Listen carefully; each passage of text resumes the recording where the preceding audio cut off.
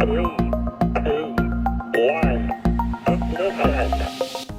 everyone, this is Dr. Liz, and you're listening to Include with Dr. Liz. This show is about everyone, all people, including you. It's about people and their diverse lived experience in this world. I chat with guests to get to know them, their identities, and their inclusion needs, so we all have an opportunity to understand how best to include them, so together we can create a world where everyone thrives. Esther is a bilingual, go-getting, high-achieving trailblazer who's allergic to tumeric. Helping NGOs to fulfill their purpose, she loves to spend her weekends connecting with new people in her community. Esther is also a published author with the grand vision to be part of the group that changed the narrative and helped millions live their limitless life. Welcome, Esther. Hi, I'm so excited to be here. Yeah, I'm thrilled to have you. We were just having a quick chat offline, and I hear that you're in the Dominican Republic, but that's not the only place you've ever lived. Where else have you lived? Oh, yeah, no, I've lived in Nicaragua, Jamaica, Ecuador, the US, and I've also spent like months in different countries like South Africa, India, Brazil, Indonesia. I mean, I could go on and on. So what made it possible for you to travel and live in all those places? Yeah, well, I always wanted to travel the world. It was actually a dream of mine when I was a kid. And I grew up with no money, but I would go to the library and I used to just sit there and read those Lonely Planet books. And I was like, I need to travel the world. I need to figure out how. And so I would read autobiographies of different trailblazers, different travelers, and the Lonely Planet books. And so it actually started like that, like a plan. And so in college, I did first study abroad. And then I started to do research summer. So actually, I also lived in Costa Rica for 3 months. And then I started to be like, okay, I can do research. I can volunteer for conferences and this and that. And then in graduate school, I did my research in Nicaragua. And then I was like, okay, I need a career that's going to take me around the world. And so then that's when I decided to first I started teaching in Ecuador as a professor. And then I was like, I need to go do this international development career. And then I became a diplomat. And so then I got to live in other countries for longer periods of time. So that's how that all went. And then I left that job, but then I stayed living overseas.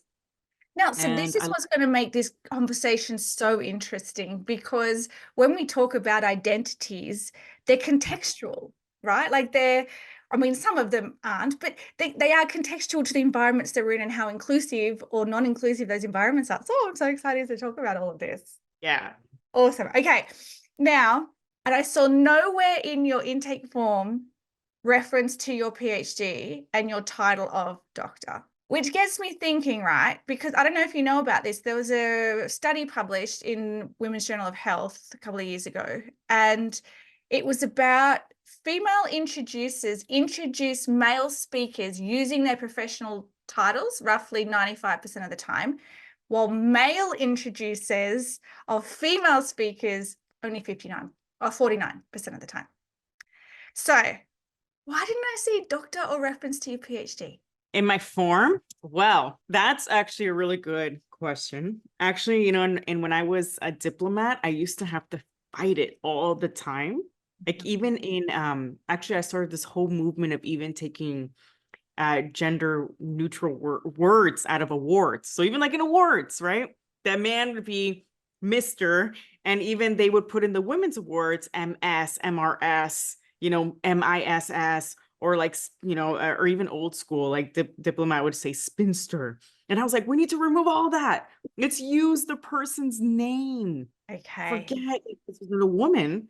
Why does she need 5 different categories and about her marital status when a man using Mr.? So anyway, so back then, I used to be very passionate about that. In my stuff, you had to include doctor and introduce me as doctor, especially like in government meetings and everywhere. I was like, use something I've earned. Yes. However, through my journey, now I'm in a different place, right? Like now my whole thing is about helping people find their purpose, discover their purpose, live it, make it happen, all those things. I now don't feel my identity so tied to my title anymore. I feel my identity a lot more tied to my purpose. Mhm. And so now I don't feel that need anymore, which I did in the workplace. Sure. But you're absolutely right, though, that I did fight that fight for a long time, because with a man, they had no issue calling him doctor. But for me, when I would tell someone to, they're like, oh, of course, you have to have doctor. And I'm like, why are you reacting to me that way?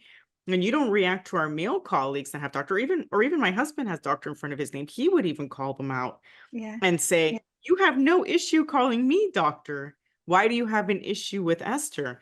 And also, if she's out of the office, say Dr. Zeledon. Why is it you do that by me by default? But with her, Mm. you think about it twice. Yeah. And he actually was my biggest champion in the workforce to be like, this is her title, Yeah. use it. But people find it very uncomfortable. Yeah. It's And interesting. Yeah. But I culturally in Australia, we don't sort of really like to big note ourselves. We have something called tall poppy syndrome. So you just really shouldn't be anything too good. And so using doctor in front of Liz, almost I cringe every time someone says it to me. But the reason I've adopted it, because I would naturally not, like if I meet you, I'm like, call me Liz, right? But there is something about if I'm going to represent pronouns using she, her, so others can feel comfortable using they, them, or other, the same thing applies to me having to adopt doctor. I have to represent.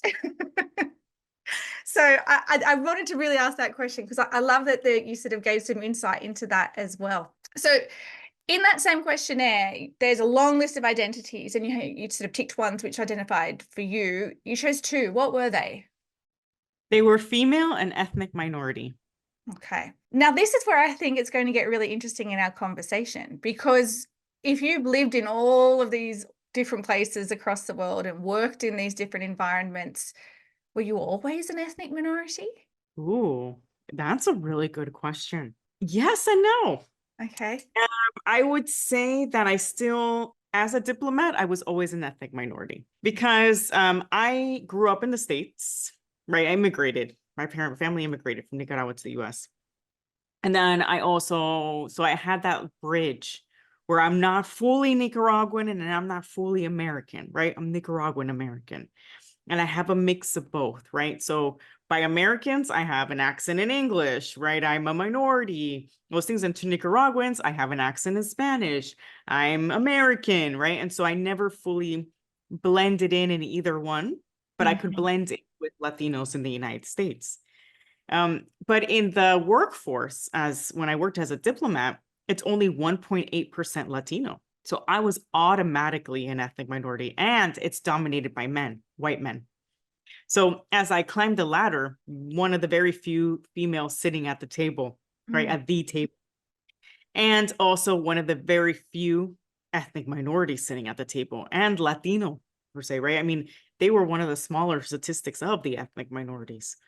So I was always felt that I was one of the few.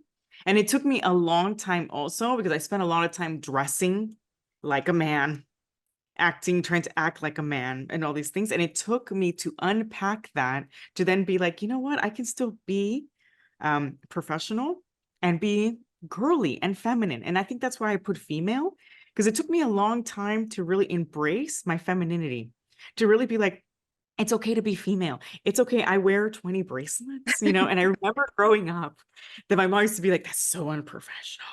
You shouldn't be wearing that in your position. And you have to be taken seriously. But the thing is, every time I went to the work in these communities, part of my work, they would gift me different bracelets and things. And part of my identity is carrying them with me because I carry those experiences. And so to not wear them, it's not me, right? And it's not part of my identity. I'm still a hybrid. And now I'm a collection of all the experiences and all the different countries I've lived in. So I'm always going to feel those too. You were working in certain environments where you were the ethnic minority in the room, let's say, so in the workplace. But can I extrapolate from that? You weren't necessarily the ethnic minority in the community that you were working? That's interesting. I would say that I was still different. Like they would still see me different. Like, you know what I mean? For them, well, one, it was striking for them to see a woman come in as the director. So that alone was very striking. Like even some of them were expecting the man and the white American man to come in. So I think I still felt that way because they didn't expect to see me. You know, and I'm also very short. I'm like 5'1", you know, so they didn't expect a small, a small Latina woman to come in and be Small like, yet mighty, Esther. yeah, exactly. They were not expecting that. And so I think even in the communities, it was a different thing. And I would have to explain that, hey, in this work, we're about inclusion, right? We're about diversity. And even in that, like even when a lot of the work was responding to their needs, right? Listening to what they needed and wanted and making sure that was the movement I led, making sure that whatever we were doing there was the mission and vision of those communities. Yeah. But part of that was also reminding them, this doesn't mean I'm looking at the mission and vision of the entire community, not the 5 men sitting in front of me. So how are we going to create that and co-create that together to make sure we're being inclusive of all the voices in this particular region, right? And that's a whole other system of itself. So I still think I felt that way because it was also me having to consistently fight those initial prejudices that were already there. And then over time, you know, that would all smooth out, right? Once I started showing, you know, giving them results and successes and trust, building that trust, they stopped, right, seeing me in that lens. And so it's kind of like a spectrum, right? So at first it's like really shocking and they see me as this, and over time it became a very natural, oh, I don't even think they put a label to me. I was just like Esther, you know, and Esther has brought this to me, right? And so it went from labeling to me as a person. When a woman stands up, they don't stand up with any perceived credibility from the audience. So we have to fight from the get-go to prove capability. So we're starting from a negative standpoint. And so that kind of was brought to mind because what you're saying is you came into the role and it's like, well, hang on, we don't know if you're going to be any good. So can you think back, do you have any examples or like anything that comes back to front of mind? Oh, many. Do you have any examples that you can share with our listeners? Like, yes. For example, even when, so I grew in my last position, right? I grew my team. So to give you some context, that mission was going to close. It's like this basically in the Dominican Republic. And they only had $700,000 left, which in development world is not that much when you're doing like country change and development. So, but I had 2 amazing mentors. So I will say I had 2 amazing, the best mentors I've had in my life have been African-American men. And they took me under their wing and they told me, you know what, Esther, run with it. This place is going to close down. If you can bring your vision to life, where I was like, I think we need to be working in the Haiti Dominican Republic border of the most dire need, because that's where the government wanted to put resources. Let's work there. Let's build something there. Let's make a case. So I've always been very strategic, vision oriented. They believed in me. And so, but I had to bring the rest of the organization along with me, right? That's only 2 people. So to do that, I started doing what I know best, which is like, I'm going to go collect data, collect stories, and show people, bring them along the ride with me. So I went every week for like a whole year, took to the field and started listening to people's stories and communities and the need. And I applied for seed funding. I took people along with me because when I was telling them, they were like, I don't know, this sounds kind of crazy, Esther. So part of that process with all those doubts and naysayers was bringing them along, showing them what's there, showing them what's possible, walking them through what we could create together, right? Inspiring, collaborating, giving them credit. It was not an overnight thing. I had to do it over time. And then I started building my team, empowering them I started giving people a lot of awards, a lot of like their own appreciation language. And then I grew that office from like 4 to 26. And then I brought in $100 million. And that same thing happened with entrepreneurship. Like after I left, everyone was like, what are you going to do? You're leaving that job. You climbed the ladder. Like no one is going to take you seriously because you've been doing this whole career in diplomacy. How are you going to switch to entrepreneurship? You're too old for social media. Like, just think about any naysayers I've experienced in my whole life. Even when I studied environmental science back then, it wasn't a field. It wasn't even a major. And everyone's like, you're going to hug trees. And I'm like, I'm going to show you guys, this is the future. Climate change is going to happen. It's going to be real. But back then they were like, Esther, that's not even, no one's going to even hire anything for that. And now you see universities have it everywhere, right? At the Yeah. time that I was applying, it was like one school. And I created my own major at the school. Yeah. And that means also seeing someone different in front of them. Yeah, it's shocking to them because your mind creates mental models of what that person should look like and be like. Yeah. And after a while, I have to show them that, guess what? We can all be here. Yeah, I love the highlight of the intersectionality bringing the value. So that's brilliant. I do want to go back because you describe how you had to navigate the environment. So that's great. But that's not about creating inclusion. That's fighting against exclusion, right? So Yes. yes. So if we were to equip people in that environment, like if you think back, you told me you spent 12 months convincing people. And so imagine if it hadn't taken 12 months. Imagine that there wasn't naysayers or pushback or doubters or whatever. What do you think workplaces could do to be more open to that alternate perspective? Yeah. And you know what? I should have clarified too. It wasn't even just about me. So the creating inclusion part 2 was I was trying to get Dominicans and Haitians to work together. So I should have brought this up as well. So there was my angle of me being someone different in this leadership role, but there was also having to do change management and organizational change in terms of having two countries that have always been in conflict and hatred or history. They have a history of being, of hatred, of conflict, of all these news that still exist today, the building the wall, the narratives, just like in the United States and Mexico and all these countries around the world, right? They had all these narratives they've grown up with about each other. Mm. So that's why it took so long, because I had to take, well, one, it's me.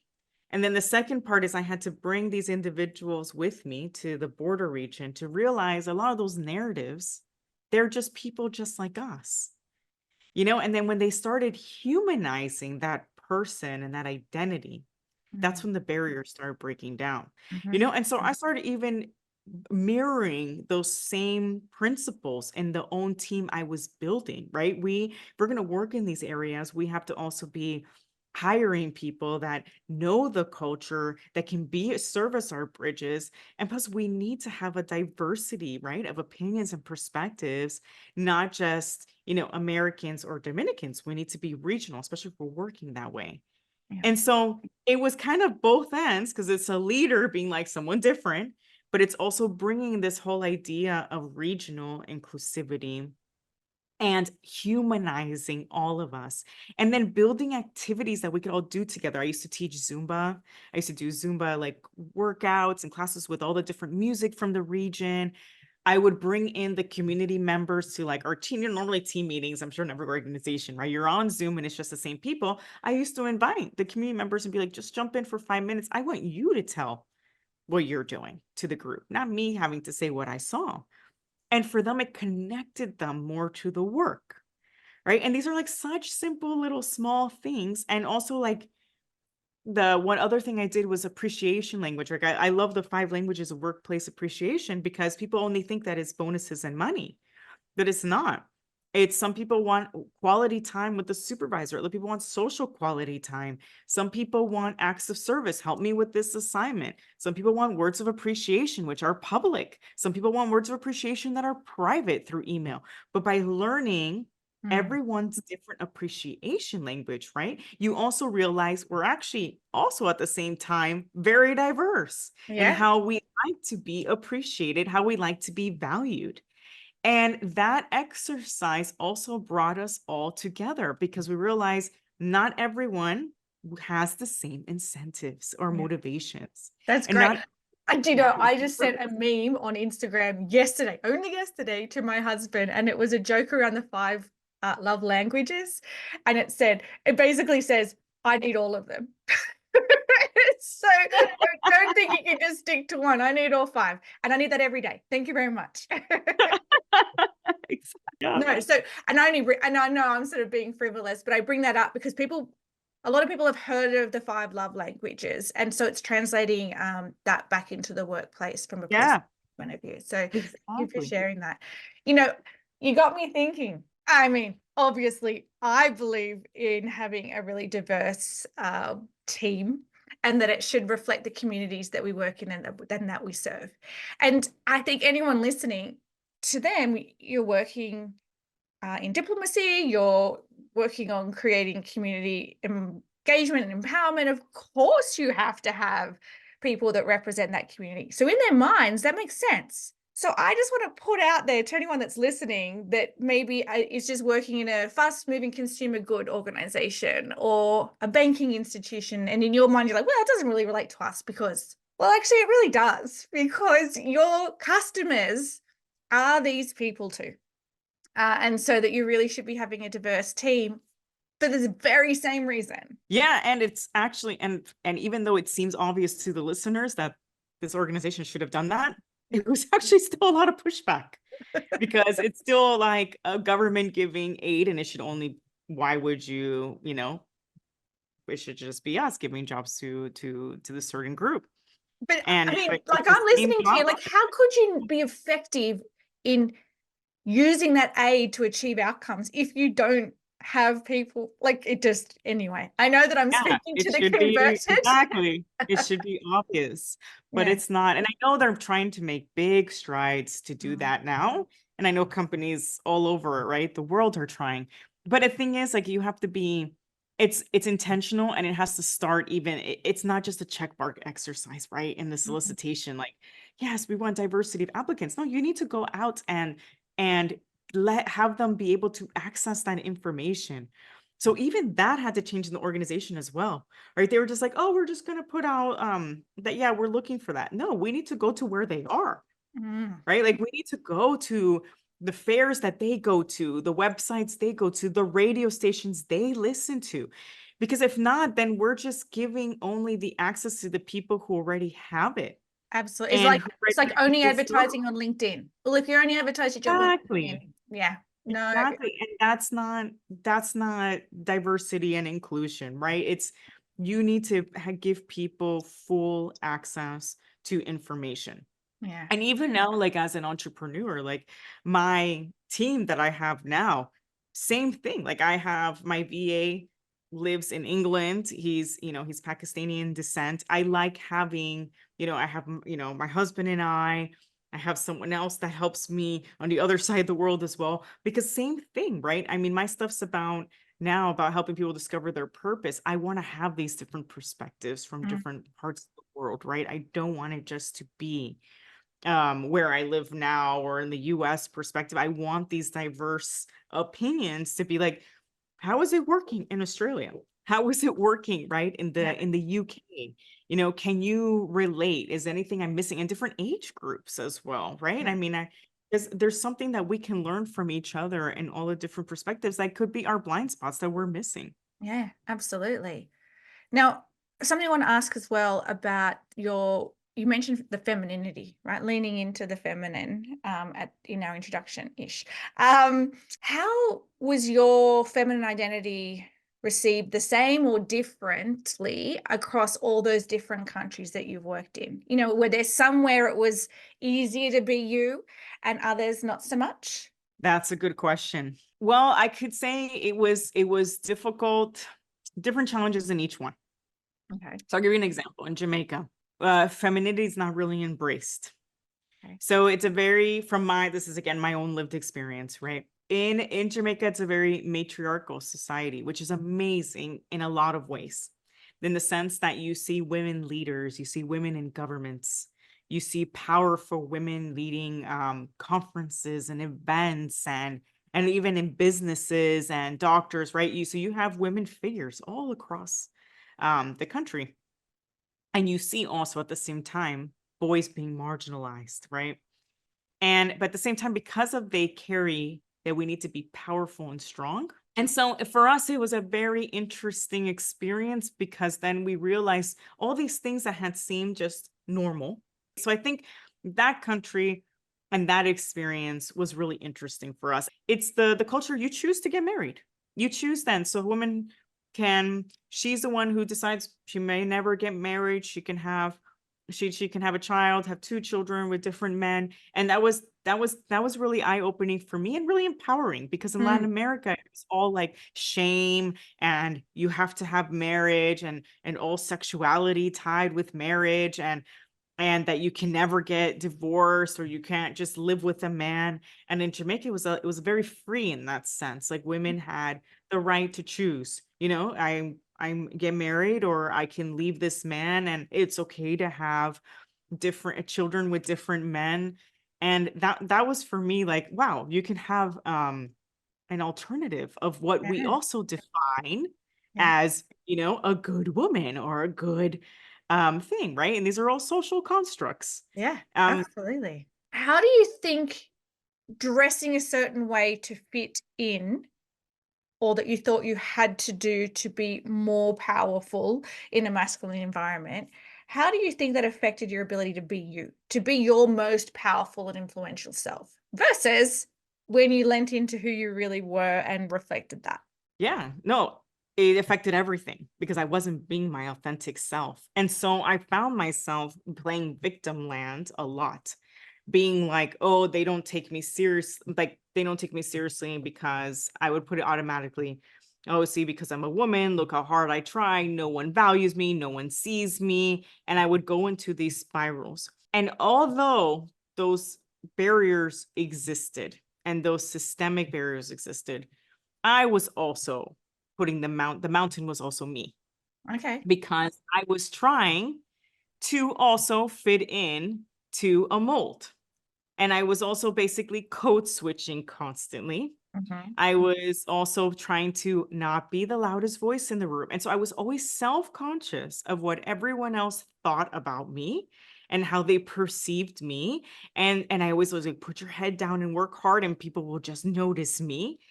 And so I had created all these narratives, narratives that have been passed down, and Mhm. also narratives that then I believed, and I also started self-enforcing myself. And it wasn't until I decided, you know what, I need to put this vision to life, the one I was telling you about. I have to do it authentically, my own way.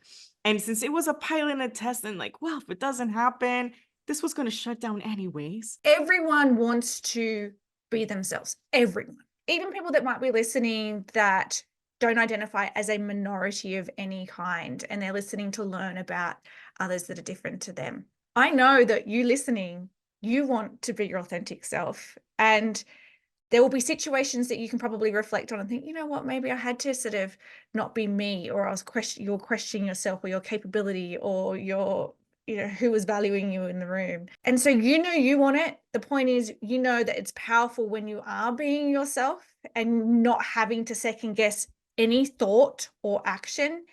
Then that's what we want for everybody. And that's inclusion. That's literally the outcome of inclusion. So you talk, Esther, perfectly around valuing the magic that each of us brings into the room. And when we lean into our magic, magic happens.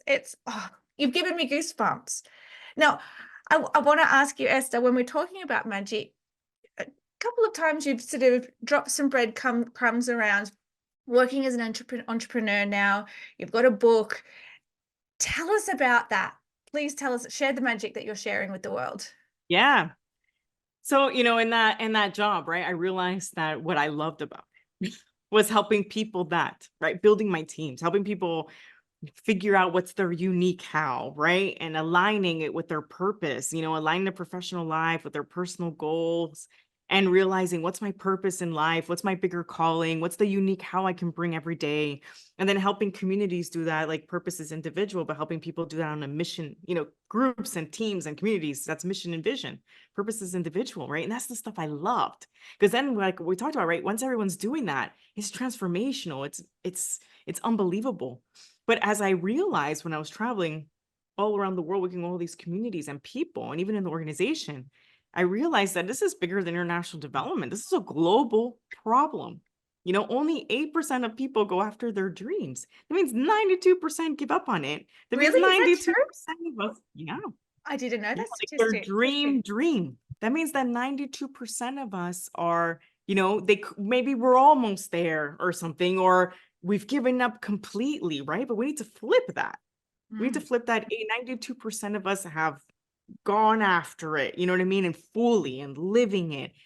And so then I realized, you know what? My gift is I can help people. Like I know the how to and how to discover your purpose. I've tested it, it works. So when I knew that I know this works, that's when I was like, I need to write a book about it, because books, you know, I was circling back to the beginning of the show, you know, I didn't have any money and books were my thing. You know, books is where I got my inspiration.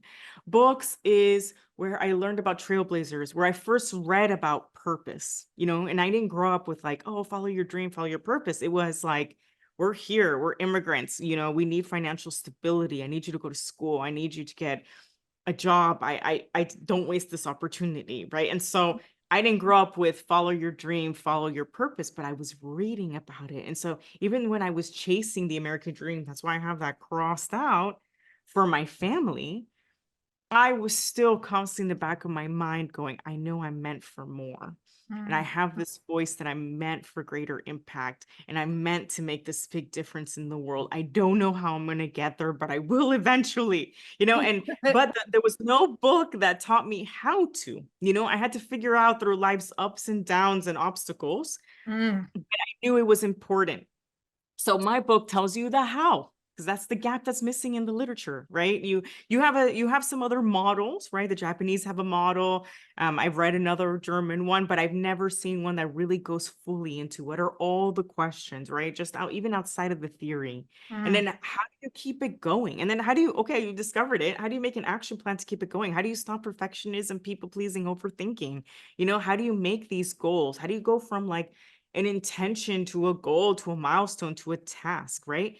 So my yeah. book's like, not only, you know, you're going to create your limitless life because you're going to realize that the limitations are within you, right? You have a dream, you have a uniqueness, you got to go after it. You got to make it happen. You got to plan for contingencies. You got to keep it going. But it's also going to help you in your whole life, you know, Mm, with your family, if you work, or if you have your own business, you know, with the people you love and care about, because you're going to communicate your dreams. You're going to communicate what you want to be sought out for. You're going to communicate your unique value. You're going to stop comparing yourself to other people. And I know that if we all do that, that is how we're going to really change the world, you know? And that's why I moved into this, you know, because I was like, this is how the world's going to change. This is how we're going to change the narrative. And this is how we're going to change that statistic together. honestly, Esther, the beauty in making it accessible. You know, when you're saying about it's in a book, you can go into a library to get it. You know, I just love that idea of making it tangible and accessible as a resource to all people, regardless of who they are and where they are. So I'm assuming you can buy the book where? Maybe Amazon. I don't know. Yes, You tell us. Amazon, Barnes and Nobles, any of your favorite bookstore. Yeah, and you talked about accessibility, you know, that's really important. So I put the digital copy for 99 cents, the book and the workbook. And I remember a lot of people were like, why are you doing that? That's going to make it look cheap. I'm like, I don't care about what other people think. This is about Mm, accessibility to me. The book and workbook, no one, because of their financial yeah. situation, is not going to be limited. It's accessible to everyone worldwide. And 99 cents may be a little for someone in the United States and Australia, but it could be a lot for Mhm. someone else around, right? And so that is the lowest price it can go. And so it's accessible to the public, right? Oh, Then yeah. that's the second time you've given me goosebumps in this episode today, because even in my research on inclusion and intersectionality, I have made sure it's open access research. So I'm not keeping it to myself a secret. Anyone can access my research and apply that in their work. Yeah, I love that. I want to thank you so much today for this conversation. Some really cool conversations have come out of it. I'm particularly interested in the Jamaican cultural experience that I think I'm going to go do some research on. Yes. um, So thank you so much for your time today. Thank you. Thank you so much.